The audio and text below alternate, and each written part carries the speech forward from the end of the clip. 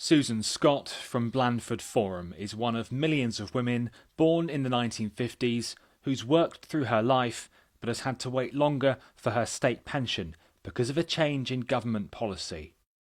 I have 16 months till I can retire, and I think the biggest thing that scares me the most is how am I going to survive?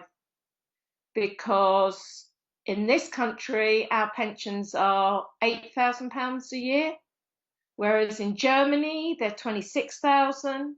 I've got something like 43 years paid in. So where's that money gone? Because the government didn't pay into it, I did, and my employer. So the question is, what have they done with that money? Like Susan, Pauline from Berkeley in Gloucestershire says she's missed out on tens of thousands of pounds.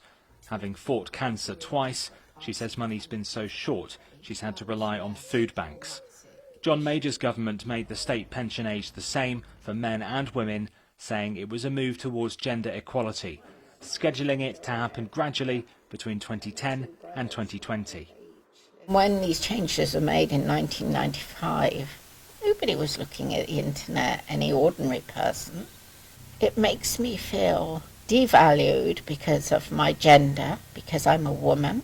And they've also tried to make it latterly an intergenerational thing that young people are having to pay for old people like me, and that's not fair.